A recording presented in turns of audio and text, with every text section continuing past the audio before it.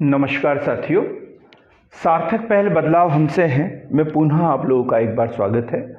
और हम लेके आए हैं यूजीसी नेट, सेट व विभिन्न प्रकार की प्रतियोगिताएं परीक्षाएं जैसे मध्य प्रदेश लोक सेवा आयोग IAS एवं विभिन्न प्रकार के वनडे एग्जाम। इससे संबंधित आज हम विशेष टॉपिक लेके आए हैं मुक्त एवं दूरस्थ शिक्षा, open and distance education. Open and distance education. मुक्त अर्थात परंपरागत शिक्षा से भिन्न, परंपरागत शिक्षा से भिन्न, परंपरागत शिक्षा से भिन्न। परंपरागत शिक्षा की बात यदि हम करें तो उसमें क्या होता है, एक निर्धारित स्थान होता है जहां पर बच्चे भी आते हैं और पढ़ाने वाले शिक्षक भी आते हैं। साथ ही एक निर्धारित समय होता है, 10 बजे 11 बजे, जो भी निर्धारित समय हो, खुलने का निर्धारित समय, बंद होने का समयवार कालखंड बटे हुए होंगे। ठीक, एक निर्धारित सिलेबस होता है, एक निर्धारित आयु। ये परंपरागत शिक्षा, ये परंपरागत शिक्षा जिसे औपचारिक शिक्षा भी कहते हैं। तो परंपरागत शिक्षा में आने वाली कई बाधाओं से मुक्ति, परंपरागत शिक्षा से आने वाली कई बाधाओं से मुक्ति। जैसे क्या बताया मैंने, एक निर्धारित स्थान पर जाना, निर्धारित समय की बात करना, एक निर्धारित पाठ्यक्रम की बात करना। इससे इतर तो उसे क्या कहेंगे, परंपरागत शिक्षा से भिन्न। अर्थात मुक्त का अर्थ होता है परंपरागत शिक्षा पद्धति में आने वाले विभिन्न बाधाओं से मुक्ति, विभिन्न बाधाओं से मुक्ति। तो विभिन्न बाधाएं हमने बता दिया अभी। निर्धारित समयावधि, एक स्थान पर एकत्रित होना जहां शिक्षक शिक्षार्थी सब एक जगह पर एकत्रित हो। और मुक्त एवं दूरस्थ शिक्षा, दूरस्थ शिक्षा में क्या होता है, लचीली। कैसी होती है ये, लचीली। ना तो वह निर्धारित समयावधि की जरूरत है और ना ही एक स्थान पर उपस्थित होने की जरूरत है। तो इसमें क्या होता है, काफी लचीली है, दूरस्थ शिक्षा है जहां शिक्षक और शिक्षार्थी दूरी पर बैठे हुए हैं। शिक्षक अपने घर में है, शिक्षार्थी अपने स्थान पर है, जब चाहे तब, जैसे चाहे वैसे वो पढ़ाई कर सकते हैं। अर्थात दूरस्थ शिक्षा का अर्थ है शिक्षक और शिक्षार्थी दूरी और समय के पैमाने पर एक दूसरे से पृथक होते हैं। लचीली शिक्षा पद्धति, लचीली शिक्षा पद्धति। साथ ही शिक्षक व छात्र दूरी और समय के पैमाने पर, दूरी एवं समय की पैमाने पर एक दूसरे से पृथक होते हैं। जैसे परंपरागत शिक्षा पद्धति है, ये एक शिक्षक होता है जो सामने बैठ के पढ़ा रहा होता है और बच्चे जो है उनके सामने बैठ के सुन रहे होते हैं, नोट कर रहे होते हैं। लेकिन दूरस्थ शिक्षा में ऐसा नहीं है, समय की भी जरूरी नहीं है। शिक्षक ने क्या किया, एक लेक्चर बनाया और उसे छोड़ दिया। बच्चा जब चाहे तब यूट्यूब पर या अन्य किसी माध्यम से उसे जब चाहे तब एक्सेस करके उसको पढ़ सकता है, कोई समय का बाउंडेशन नहीं है और साथ में एक जगह पर उपस्थित होने की भी जरूरत नहीं है। तो इसके स्टेप क्या है, तो इसके स्टेप है ई लर्निंग। 4 स्टेप हम पढ़ेंगे। E learning, number 1 e learning, number 2 open learning,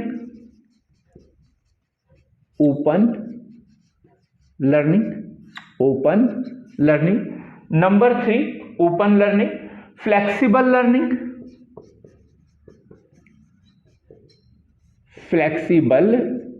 learning, flexible learning, और नंबर 4 है ऑनलाइन लर्निंग। Online learning. तो ये 4 जो उसके कंटेंट है तो एक दूसरे से पृथक पृथक होते हैं। और फिर शिक्षा कैसे, electronic learning, open learning, flexible learning और ऑनलाइन लर्निंग। भारतीय जो मानव संसाधन विकास मंत्रालय है MHRD, जिसका कि 2020 की नई शिक्षा पद्धति में शिक्षा मंत्रालय नाम कर दिया गया है। पहले ये MHRD हुआ करता था।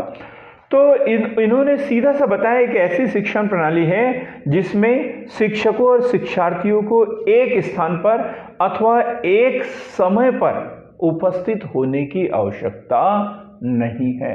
ना तो एक समय पर और ना ही एक स्थान पर उपस्थित होने की आवश्यकता है।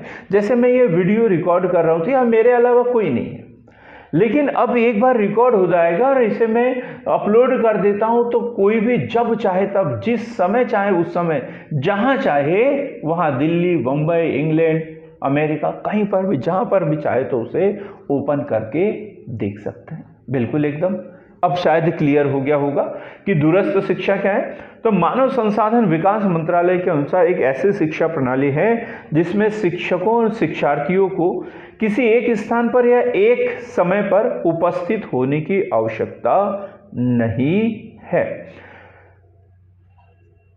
इसमें अब ये शिक्षा प्रदान करने में जो सबसे महत्वपूर्ण भूमिका निभाई है वो है राष्ट्रीय इंदिरा गांधी मुक्त विश्वविद्यालय, इग्नू, राष्ट्रीय इंदिरा गांधी राष्ट्रीय मुक्त विश्वविद्यालय, इंदिरा गांधी राष्ट्रीय मुक्त विश्वविद्यालय, इग्नू की बात करते हैं, जिसकी स्थापना जो है 1985 में हुई थी। और तब से जो है भारत में दूरस्थ शिक्षा के ऊपर विशेष जोर दिया जाने लगा है। अब हम एक एक बात पढ़ेंगे इसकी, इग्नू क्या है, कब स्थापना हुई, कैसे हुई। तो इससे पहले हमने देखा कि मुक्त एवं दूरस्थ शिक्षा क्या है और परंपरागत जो शिक्षा है उससे ये किस तरीके से भिन्न होती है।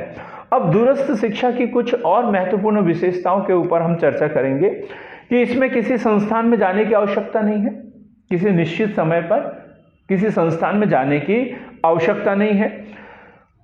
इसमें देश के कई केंद्रों में विभिन्न पाठ्यक्रम आयोजित किए जा सकते हैं। केंद्र कई जगह पर विभिन्न पाठ्यक्रम इसके माध्यम से स्थापित किए जा सकते हैं और इसके लिए बच्चों की संख्या या कक्षाओं की भी ज़रूरत नहीं होती है। बच्चे इसमें कम भी हो सकते हैं, ज़्यादा भी हो सकते हैं। सूचना क्रांति ने इस शिक्षा पद्धति को और आसान बना दिया है। सूचना क्रांति के कारण इस शिक्षा पद्धति को और आसान बना दिया है, क्योंकि ऑनलाइन मोड पर जो है हम विभिन्न जो है ऑनलाइन पाठ्यक्रम वगैरह उपलब्ध करा सकते हैं, जिसमें और अधिक सरल माध्यम से हम बच्चों को जानकारी दे सकते हैं। जो शुल्क होती है ये बहुत ही कम होती है। जो सामान्य शिक्षा है या परंपरागत शिक्षा है उसकी तुलना में दूरस्थ शिक्षा में या मुक्त शिक्षा में जो है शुल्क जो होता है, जो फीस होती है वो बहुत ही कम होती है। यह प्रायः सर्वसुलभ होती है, सर्वसुलभ। जैसे पूर्वोत्तर के राज्य मेघालय, मणिपुर, त्रिपुरा जो हिमालय तटीय राज्य हैं, तो ऐसे राज्यों में भी ये शिक्षा बहुत सर्वसुलभ है, सर्वसुलभ है। इसमें प्रवेश पाने वाले विद्यार्थियों की संख्या की कोई सीमा नहीं होती। बच्चे जो है रुचि के अनुसार कम भी हो सकते हैं, अधिक भी हो सकते हैं। इसमें सबसे बड़ी बात है रोजगार के साथ शिक्षा ली जा सकती है। हम पार्ट टाइम है जो है वो दिन भर काम करें और शाम के समय में भी शिक्षा ग्रहण कर सकते हैं। तो इसके लिए अलग से हमें अलग अतिरिक्त समय देने की आवश्यकता नहीं है। रोजगार के साथ साथ जो गरीब परिस्थिति के लोग हैं तो अपनी जो जीविकोपार्जन के लिए रोजगार भी कर सकते हैं और उसके साथ में शिक्षा भी प्राप्त कर सकते हैं। इसमें कम अंक आने पर भी वांछित कोर्स में प्रवेश मिल सकता है। क्या होता है, जो परंपरागत शिक्षा पद्धति है, जो ट्रेडिशनल कॉलेज होते हैं, तो इसमें एक मेरिट लिस्ट वगैरह बनती है, उसके बाद में उसमें सिलेक्टेड बच्चों का एडमिशन होता है। और इसमें दूरस्थ शिक्षा में क्या होता है, कम अंक प्राप्त करने पर भी हम उच्च शिक्षा ग्रहण कर सकते हैं। आयु की कोई बाधा नहीं होती। एक निम्न आयु की, एक निर्धारित आयु की, जैसे ग्रेजुएशन करना है तो उसके लिए 18 वर्ष का होना जरूरी है। उसके बाद में यदि 35 वर्ष के हो गए, 40 वर्ष के हो गए, 45 वर्ष के हो गए, कोई प्रतिबंध नहीं है, आयु की कोई बाधा नहीं है। इसमें पाठ्य सामग्री ही शिक्षक का कार्य करता है। क्या है, इसमें जो पाठ्य सामग्री होती है वो बच्चों को उपलब्ध करा दी जाती है, बच्चा जब चाहे तब उसे पढ़ सकता है। तो जो पाठ्य सामग्री होती है यही शिक्षक है, अलग से शिक्षकों की भर्ती भी करने की आवश्यकता नहीं होती है। और दूरस्थ शिक्षा के माध्यम से जो है कोई भी विद्यार्थी जो graduate, MPhil, PhD, diploma, certificate, चिकित्सा शिक्षा, किसी भी तरीके के सारे कोर्स वो कर सकता है। कितना सरल है एकदम। हम रोजगार के साथ साथ इसमें अब हम किसी से शिकायत नहीं कर सकते कि मेरे पास मनी प्रॉब्लम है, मेरे पास समय नहीं है, इसलिए मैं शिक्षा ग्रहण नहीं कर सकता। तो अब हम बात करेंगे भारत में जो है ये दूरस्थ शिक्षा का विकास कैसे हुआ। भारत में दूरस्थ शिक्षा का विकास, जो डिस्टेंस एजुकेशन है, डिस्टेंस एजुकेशन, उसकी शुरुआत भारत में कब और कैसे हुई। तो विश्वविद्यालय अनुदान आयोग, नंबर 1 विश्वविद्यालय अनुदान आयोग अर्थात यूजीसी, यूनियन ग्रांट कमीशन द्वारा 1956 में पहली बार बोला था कि विश्वविद्यालय जो है वो सायंकालीन महाविद्यालय या पत्राचार पाठ्यक्रम भी चला सकते हैं। ये सबसे पहले इन्होंने एक रिपोर्ट जारी की थी 1956 में, और उसमें ये बोला गया था कि जो महाविद्यालय चाहे तो रात्रिकालीन महाविद्यालय वो पत्राचार पाठ्यक्रम भी चला सकते हैं। और सबसे पहला पत्राचार पाठ्यक्रम शुरू हुआ है 1962 में। कब? 1962 में दिल्ली विश्वविद्यालय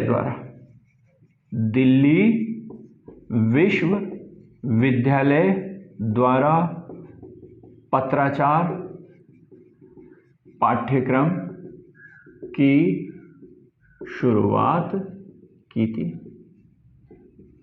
दिल्ली विश्वविद्यालय द्वारा सर्वप्रथम, तो पहली बार प्रयास कब? 1956 में यूजीसी द्वारा एक रिपोर्ट के माध्यम से बोला, और दूसरे इसकी शुरुआत कब हुई? 1962 में दिल्ली विश्वविद्यालय द्वारा सर्वप्रथम पत्राचार पाठ्यक्रम शुरू किया गया।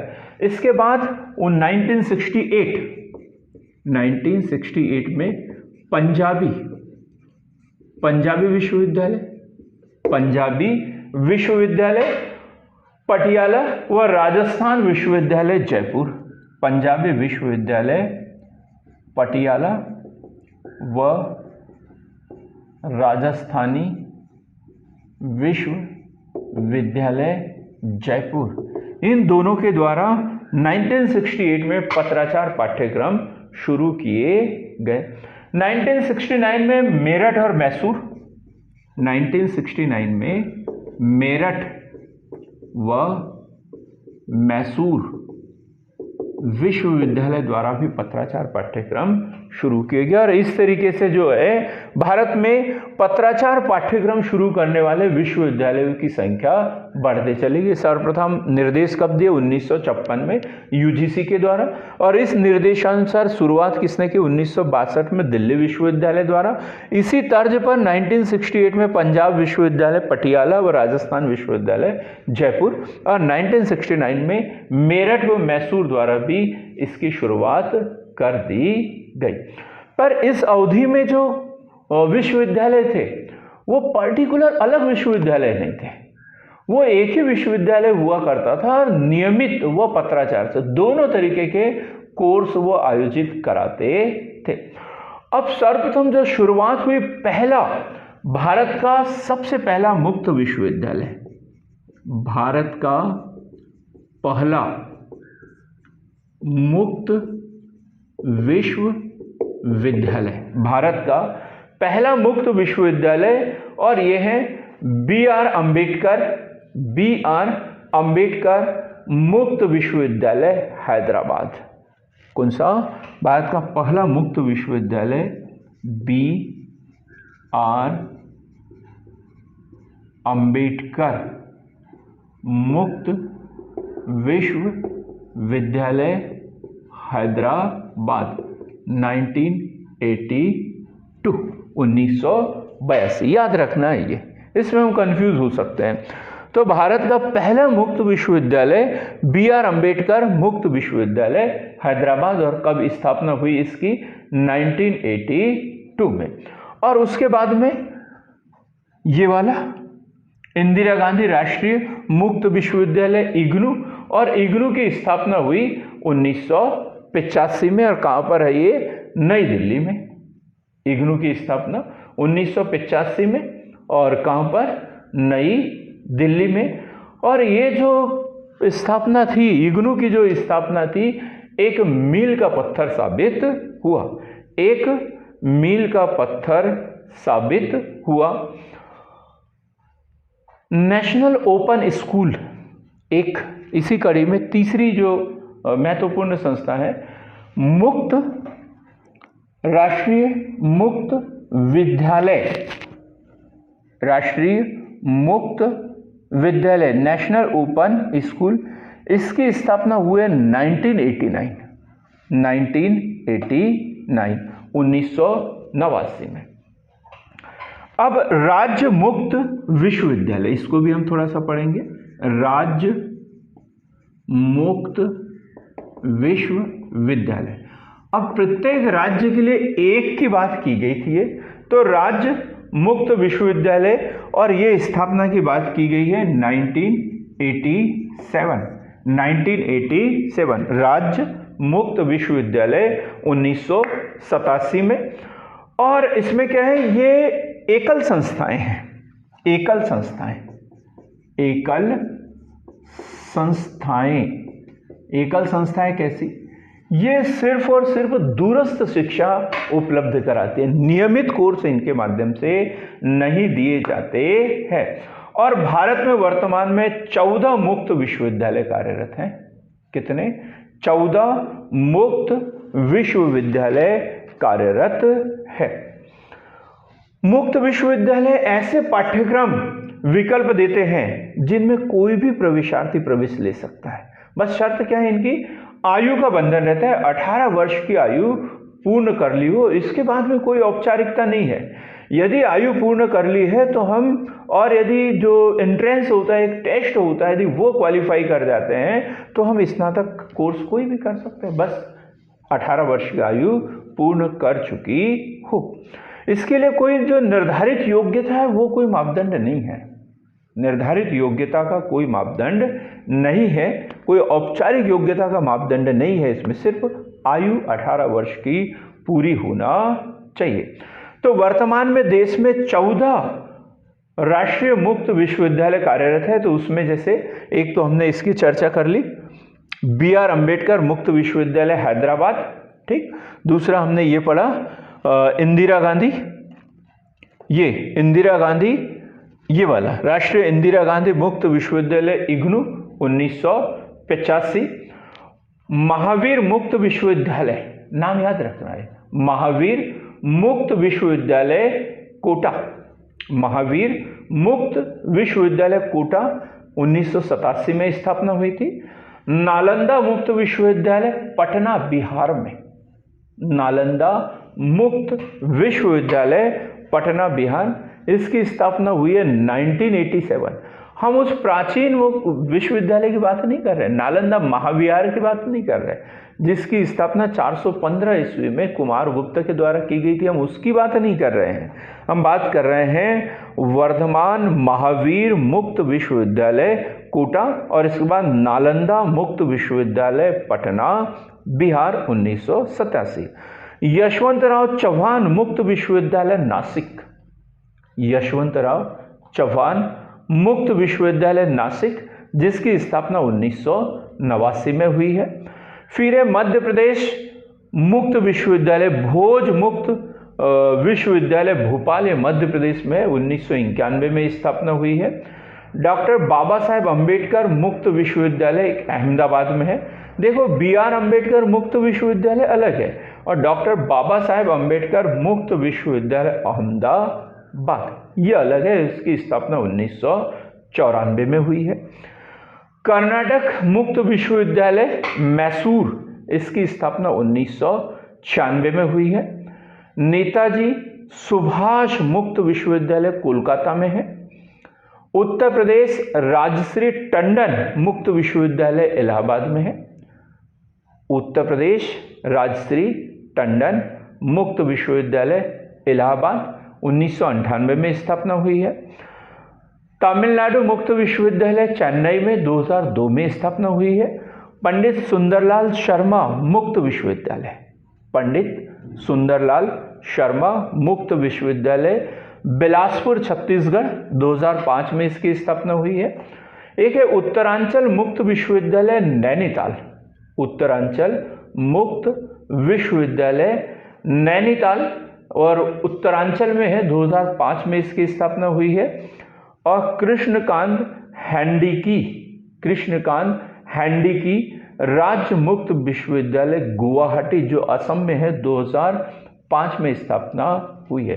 तो इस तरीके से भारत में जो है अभी 14 राज्य मुक्त विश्वविद्यालय कार्यरत है।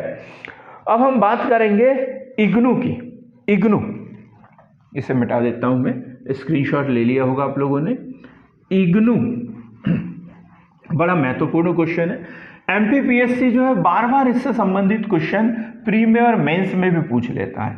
इग्नू की स्थापना कब और कहां हुई थी, किन उद्देश्यों के साथ में हुई थी, तो हम थोड़ी सी चर्चा करते हैं। इग्नू इंदिरा गांधी राष्ट्रीय मुक्त विश्वविद्यालय, IGNOU Indira Gandhi national open university.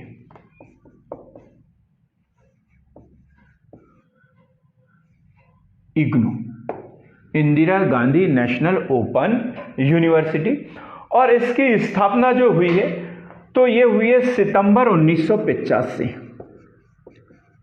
सितंबर 1985, 1985। प्रधानमंत्री कौन उस समय? भारत के प्रधानमंत्री राजीव गांधी। और एक केंद्रीय विश्वविद्यालय है, ये केंद्रीय विश्वविद्यालय का दर्जा इन्हें प्राप्त है। कहां पर है ये? नई दिल्ली, नई दिल्ली मैदानगढ़ी, मैदानगढ़ी, नई दिल्ली में कहां पर? मैदानगढ़ी में है। इसके उद्देश्य की बात करें हम तो दूरस्थ पद्धति के माध्यम से उच्च शिक्षा में लोगों की पहुंच है ना, दूरस्थ शिक्षा के माध्यम से उच्च शिक्षा में अधिक से अधिक लोगों की पहुंच बढ़ाना। तो वही दूसरा है मुक्त शिक्षा एवं दूरस्थ शिक्षा से संबंधित मानकों का निर्धारण करना, उच्च शिक्षा एवं दूरस्थ शिक्षा से संबंधित मानकों का निर्धारण करना। यह दुनिया का सबसे बड़ा विश्वविद्यालय है। देखो, यह दुनिया का सबसे बड़ा विश्वविद्यालय, यह दुनिया का सबसे बड़ा विश्वविद्यालय है। भारत व अन्य 33 देशों के, भारत व अन्य 33 देशों के, जो हिंदी भाषी देश है वहां की बात कर रहे हैं, भारत व अन्य 33 देशों के लगभग 30 लाख विद्यार्थी अध्ययनरत है। प्रतिवर्ष इतने बच्चे यहां पर पढ़ते रहते हैं। यह विश्वविद्यालय भारत में मुक्त एवं दूरवर्ती अध्ययन का राष्ट्रीय संसाधन केंद्र, दूरवर्ती शिक्षा व मुक्त शिक्षा का राष्ट्रीय संसाधन केंद्र, राष्ट्रीय संसाधन केंद्र है, राष्ट्रीय संसाधन केंद्र है। इस विश्वविद्यालय की जब स्थापना हुई थी तो इसके जो कुलपति थे वो थे जी राम रेड्डी, प्रथम कुलपति इसके। कौन? जी राम रेड्डी, जी राम रेड्डी। और वर्तमान में कुलपति जो कि 2018 में नियुक्त हुए थे वो है नागेश्वर राव, नागेश्वर राव। कौन थे? नागेश्वर राव। हम जैसे किसी भी विश्वविद्यालय के जो कुलाधिपति होते हैं वो राज्य के राज्यपाल होते हैं, ठीक। लेकिन ये केंद्रीय विश्वविद्यालय है और भारत सरकार के अधीन है, इसलिए इसके जो कुलाधिपति होते हैं वो राष्ट्रपति। कुलाधिपति कौन है इसके? भारत के राष्ट्रपति। भारत के राष्ट्रपति जो होते हैं वो इसके कुलाधिपति होते हैं। इस विश्वविद्यालय के द्वारा जो है डिप्लोमा, स्नातक, मास्टर्स, डॉक्टर डिग्री सभी प्रकार के, इंजीनियरिंग सभी प्रकार के कोर्स कराए जाते हैं। तो मित्रों, आज हमने देखा भारत में दूरस्थ शिक्षा और मुक्त शिक्षा कब स्टार्ट हुई, क्या सुविधाएं होती है, और जो परंपरागत शिक्षा है उसकी कौन कौन सी समस्याओं को इन्होंने समाप्त कर दिया। तो मित्रों, हमारे साथ ऐसे ही बने रहिए और भारतीय शिक्षा से संबंधित MPPSC या IAS से संबंधित विभिन्न जो तथ्य है उनकी जानकारी हमसे साझा कीजिए। बहुत बहुत धन्यवाद।